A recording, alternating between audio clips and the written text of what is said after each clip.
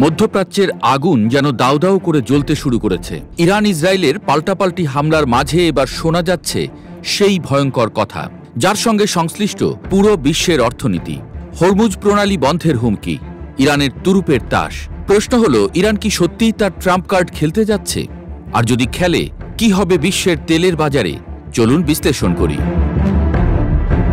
প্রথমে জেনে নিতে হবে হরমুজ প্রণালী কি। এটি পারস্য উপসাগরে যাওয়ার একমাত্র সামুদ্রিক প্রবেশপথ।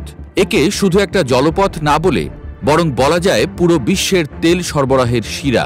হরমুজ প্রণালীর একদিকে ইরান, আরেকদিকে ওমান ও সংযুক্ত আরব আমিরাতের উপকূল ঘেঁষে গড়ে উঠেছে, যা তেলের বিশ্ব বাণিজ্যের জন্য এক অমোঘ পথ। যুক্তরাষ্ট্রের জ্বালানি তথ্য সংস্থা জানিয়েছে, বিশ্বজুড়ে সরবরাহ হওয়া তেলের প্রায় 20% এই সরু প্রণালী অতিক্রম করে যায়। তারা একে বিশ্বের সবচেয়ে গুরুত্বপূর্ণ জ্বালানি পরিবহন রুট হিসেবে আখ্যা দিয়েছে, কারণ এই পথের স্থিতি ভেঙে পড়লেই কেঁপে উঠতে পারে বিশ্বের তেলের বাজার। ফলে তেলের দাম আকাশ ছোঁবে আর বিশ্ববাজারে লাগবে আগুন। ইসরায়েল দফায় দফায় ইরানে হামলা চালাচ্ছে, সেনাঘাঁটি, পারমাণবিক স্থাপনা, কোনো কিছুই বাদ নেই। জবাবে ইরান ছুড়েছে শত শত ব্যালিস্টিক ক্ষেপণাস্ত্র। আর এই উত্তেজনার মাঝেই ইরান বলছে হরমুজ প্রণালী বন্ধ করা হতে পারে পরবর্তী পদক্ষেপ। কেন ভয়াবহ?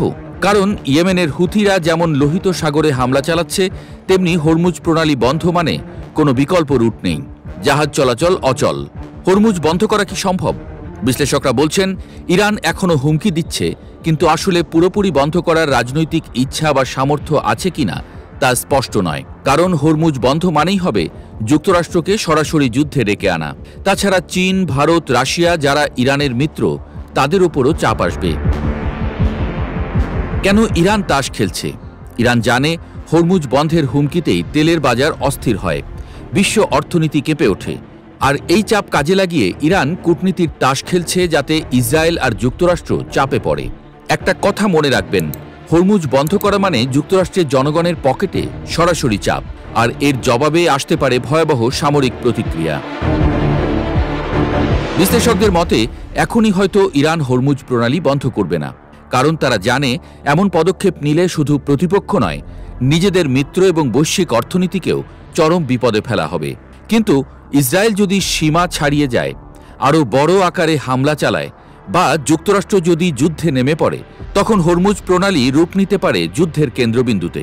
তখন আর এটি কেবল কৌশলগত জলপথ থাকবে না, এটি হবে বিশ্বের অর্থনীতি কাঁপিয়ে দেওয়ার এক ভয়াবহ হাতিয়ার। এই মুহূর্তে বিশ্ববাসী তাকিয়ে আছে মধ্যপ্রাচ্যের দিকে, কারণ তেলের দাম, অর্থনৈতিক স্থিতিশীলতা আর শান্তি সবকিছু এখন অনেকটাই নির্ভর করছে ইরানের সেই ট্রাম্প কার্ডের উপর, যা খেলা হলে বিশ্বকে নতুন এক তেল যুদ্ধের মুখোমুখি হতে হবে।